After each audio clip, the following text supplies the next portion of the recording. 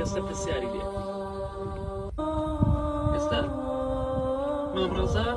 لە ئیمتیحانایە داواکردن نەخوای گەورە زمانی پاراو کات خواهی زمانی پاراو کرد بۆ جوابدانی مەلایکەکان بە زمانێکی فەسیح و پاراوە ئینا لیلا و ئینا ئیلەیهی ڕاجعون خواهی گەورە سەبوری خەمی کەسی خاری بدات مامڕۆزە داواکردن نەخوای گەورە لەم مردوانە خۆش بێ لە هەر هەمویان بە تایبەتی مامڕۆزەش کە ئێستا لەسەر خەونەکەین پێغەمبەری عەزیز و خۆشەویست صلی الله علیه وسلم کاتێکە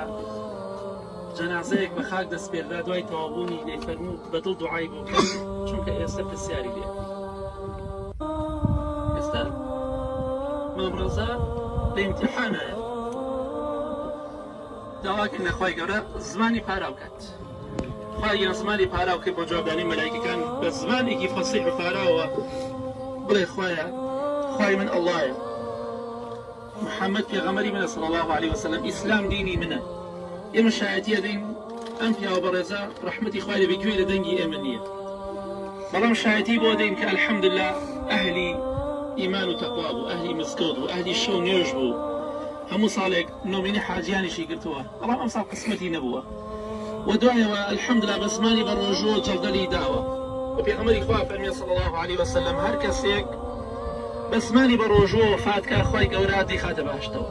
ئەم کاتێک کە جەڵدەلی داوەتی دوایەوە هۆشی نەهاتۆتەوە ئەمە نیشانەی ئاخر خێری الحەمدوللا و پێغەمبەری خوا فەرمیێ صلی الله علیه وسلم هەر موسڵمانێک لە شەو ڕۆژی جومعەدا بمرێ خوای گەورە لە عەزابی قەبر دەیپارێزێ الحەمدوللا ئەمێ لە شەو ڕۆژی جومعەدا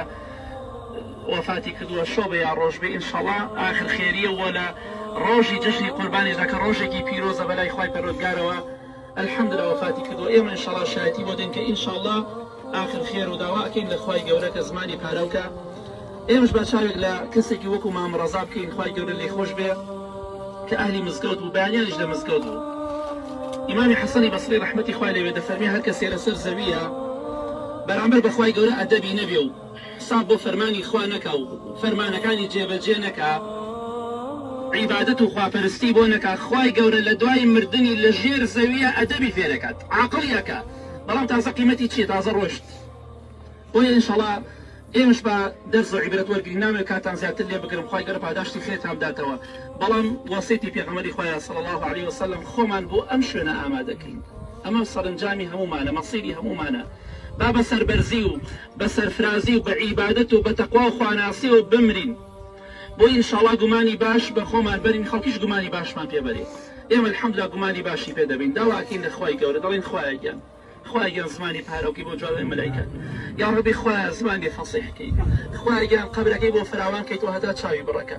یا ڕەبی خوای لە ناخۆشیەکانی ناڕەحەتەکانی قەبر بیپارێزی یا ڕەبی خوای لە سزای خۆت بیپارێزی خوای گیان دەرگای بەهەشتی بۆ بکەیتەوە ڕەحم و میهرەبانی خۆت بڕژێنی بەسەریدا لەو کەسانەی بگێڕی کە عیبادەت و خواپەرستیەکانی دەوری ئەدەن و لە سزای تۆ دەیپارێزن یا ربی خوایە آخری هەموو لایەکمان بەخێر بگەڕی پاداشتی خێری ئەو موسڵمانانش بدەیتەوە خوایە گیان مردنێکی ئاوەش بە نسیبی ئێمە بکەیت آخرمان خێرکەی لە ڕۆژی پیرۆزی وەکو جومعەدا وەفاتکەین یا رب العالمین آمين آمين آمين وصلى الله على محمد وآله وصحبه أجمعين خوشي هر وصيتك الحمد لله تعزيز تقريبا نماوا كتعزيب وتانا لسنتك بيغمري خواه صلى الله عليه وسلم وصيتك دوا كيج أموزعيش تعزيب وشتيشيني بإذن خواه ئێوەش دوعای خێری بۆکەن هەمووتان گەردنی ئازابکەن یا ڕەبی خوایە گەردنی ئازابێ هەرچی چاکە و خێر و عیبادەتە خوای گەر لێ قبولکەی و بیکەیتە کەفارەتی گوناهەکانی و بیخەیتە بەهەشتەوە ئامین ئامین خوا پاداشتی خێری ئەوش داتە خوا لەتان ڕازی بێ و خوای گەورە سەبوری خەمی کە سوکار و مناڵەکانیشی بدا و خێزانەکانیشی بدا ئینشاءڵڵا خوا لەتان ڕازی بێ و یا خوا بەخێر لەسەرتون